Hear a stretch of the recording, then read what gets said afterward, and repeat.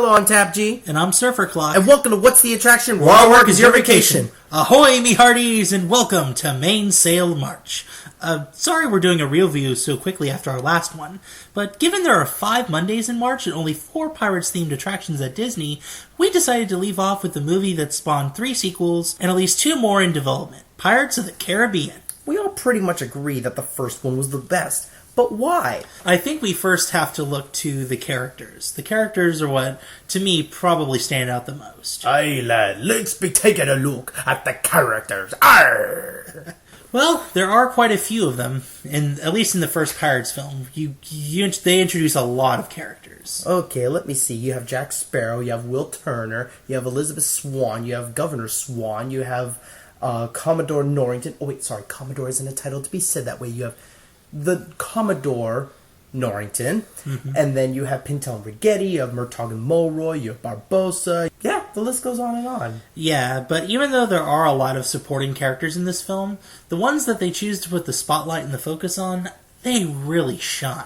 Yeah, it's not like, what's a good example? Meet the Robinsons, I guess, where it's so many of these characters that it's like, this character, this character, this character, this character, and it just moves on. Here they spend enough time with each of these characters that you really do get invested. Whether it's Jack, whether it's Mr. Gibbs, or whether it's Will Turner, or whether it's Elizabeth. By the way, that the twist with Will Turner being the son of Bootstrap Bill... Spoilers! I think everyone has seen Pirates of the Caribbean, Curse of the Black Pearl at this point. Maybe, but still. Legal disclaimer. Fair enough. But yeah, I think it's a really strong twist. It's actually one that does help to add to the story. And these characters do surprisingly have a lot of depth, even if you're not really seeing it immediately. Jack has a lot of profound depth. He's a very multi-layered character. Will Turner is supposed to be kind of your straight guy, your sort of Errol Flynn. And it isn't too much longer later where you see, well, there's a little bit more to him than that. He does have a bit of a scalawag just under his skin. And even Elizabeth, I do like that she's not your typical damsel in distress, at least in attitude. Yeah. I remember when I got Disney Magazine right about this time, she was interviewed and said that she felt so bad that she didn't get to play with a sword and was told that it would be changed if there was ever a sequel. Well, guess what happened? Oh, yeah. And honestly, I think one of my favorite characters in there would actually be Jack Davenport's Norrington. There's such an aura of mystery about this character, the way he holds himself, and the way he's such a stick in the mud for anything pirate-related. And it just makes him all the more fascinating because he is Jack's opposite in every way. He has to live in this world full of pirates, and it really just helps. I guess it makes him a pearl for having to go through all that irritation. Yeah. He's like that one guy at work who just kind of sits around and looks at everyone saying, I'm surrounded by idiots and morons. And it just becomes so laughably adorable the way he just puts up with everything. Yeah, and although Jack Sparrow could be a character study in and of himself, like there's so much depth in that performance. And honestly, I don't think he was expecting to have to do sequels. Probably not. He exerted a lot of energy and time and all sorts of great backstory into this character. Honestly, I think he almost sets the bar too high. Because he can't match that energy in the sequels. No. It's so difficult. I don't know if it's the writer's fault, I don't know if it's the director's fault, I don't even know if it's Depp's fault, but there's something lacking in the sequels when it comes to his character. Maybe it's just not allowed, maybe it's just that there's too much subplots in different situations where it's just like, just make a pirate movie of him going to find treasure, and that's where Jack will shine best. That's where it seems to shine best here. And even though there are way too many characters, I do like the ones that got highlighted. So I'm going ahead, I'm giving characters a 4 out of 5. And I have to agree, 4 out of 5 for me for the characters. Now, let's move on to the story itself. Now, I happen to really like the story here. Well, what is the story of Pirates of the Caribbean? It's all about the adventures of Captain Jack Sparrow as his former crew is going to reverse the curse that was placed upon them by stealing the fabled Aztec treasure. And now they are undead pirates. And meanwhile, there's a subplot between Will and Elizabeth as they're discovering their feelings for each other and getting swept up in this pirate adventure. Thankfully, it's that simple. And yeah, it doesn't go off on these amazing, stupidly long tangents. Although the film does sag a little bit in its second act, it really does help to set up for this final amazing conflict. And a lot of that has to do with the score, and a lot of that has to do with the characters that really give it an energy all the way through, though. Yeah. I mean, the story itself, take it or leave it, but, oh my gosh, I like that these are pirates that have to return a treasure in order to have a curse lifted. It is a painful irony. It is. It's a nice twist, one I definitely welcome. Yeah. There's a few subplots here and there, and thankfully, unlike the other Pirates movies, it doesn't bog it down, and you're not worried about who's changing sides, who's doing this, who's doing that, and so on and so forth. It's pretty simple and straightforward, and that's what's best to enjoy about this first movie. I do like the story, so I'm going to go ahead and give it a 4 out of 5. I have to agree, 4 out of 5. Now, let's talk a little bit about the music. I think there's only one name we can really credit to this music. Well, aside from Klaus Badell. Hans friggin' Zimmer. Hans Zimmer. The guy who gave us, The Lion King, Kung Fu Panda, Madagascar. So many films. Of course, yeah, he did a lot of live-action films, too, but the guy is second to John Williams in the industry for great, big, sweeping, epic scores. Definitely. I mean, his name is all over. I mean, even if you get the Pirates soundtrack, his name is pretty much the first one credited. I think that the score is one ingredient of what was so stunning about this film. You have that jaunty string tune when something is about to happen. Like you've hear it very early on in the movie, and that's always a lot of fun. And then, of course, there's that big sweeping score that happens when Johnny Depp enters as Jack Sparrow, and you can't help but ignore it. Most of the time, it's either non-existent or you're not noticing it, and that's what score is supposed to do most of the time. It's supposed to really underplay the emotional moments, the sweeping moments, sometimes, but it does kind of come through in those thrilling moments. But much of it, to me, is just, it's very generic. Once you get past all the sort of pirate-sounding numbers. Yeah. It's, you could literally put this music in almost any other kind of action film, but I think that's just a testament to how long Hans Zimmer has been doing this. Yeah. I mean, he's done so many soundtracks, and, a few of them are going to sound the same because there's only so much you can really do.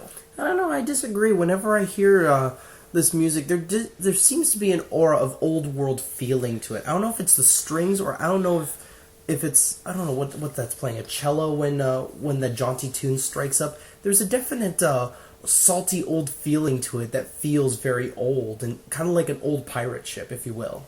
I think it's because it is a little bit distinct that it really does give you the feeling, oh, this is for a pirate movie.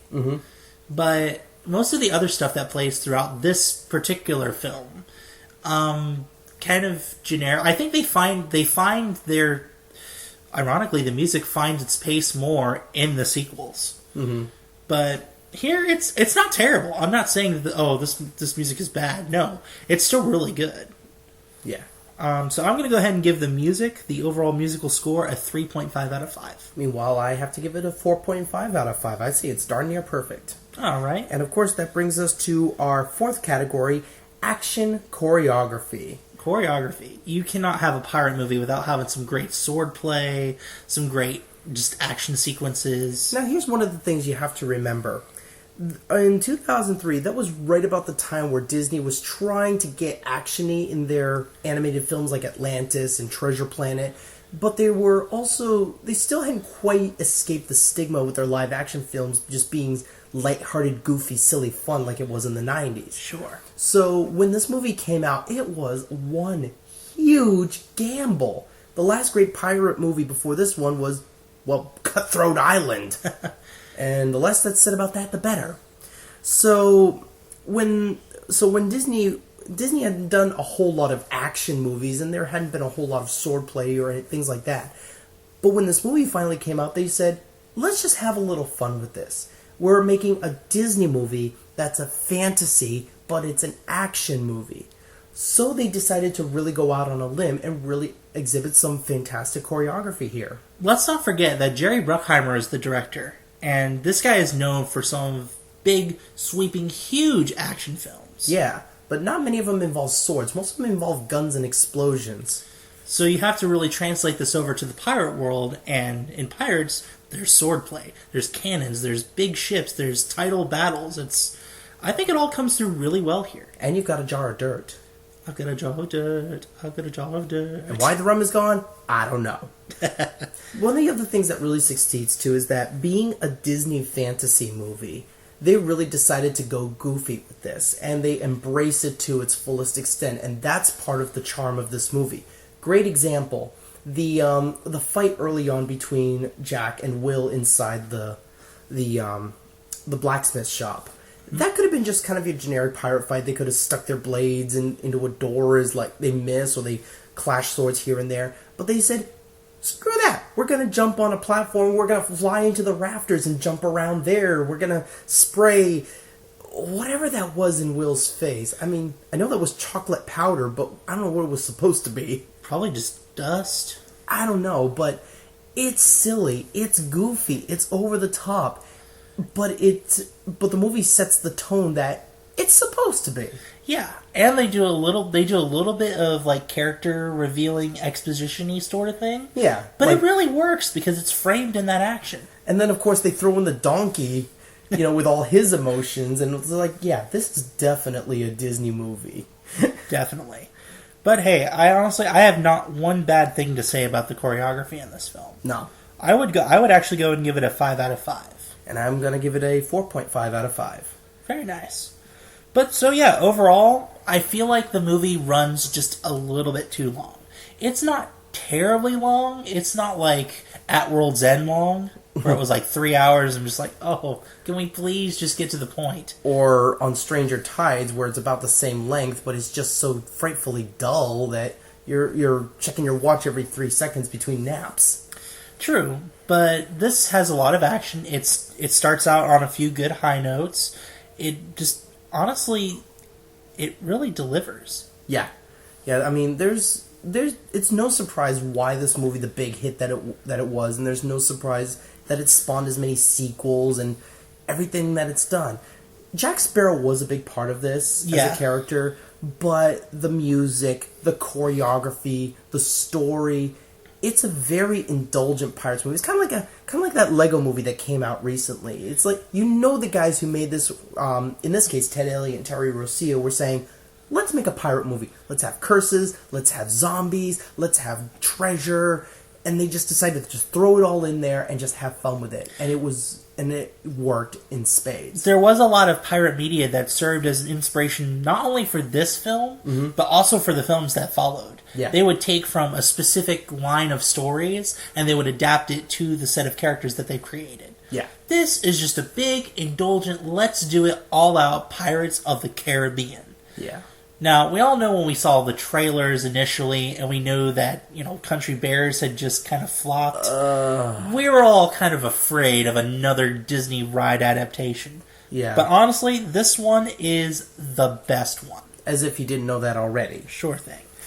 We might do more real views of the other Pirates movies in the future, if we get enough requests. Sure but, thing. We'll be more than happy to share our thoughts. But as for Pirates of the Caribbean, The Curse of the Black Pearl, it's a staple for any DVD collection, and maybe Disney is overdoing it a little bit lately, but, go back to the first movie and you'll remember why, because it was just that great a movie.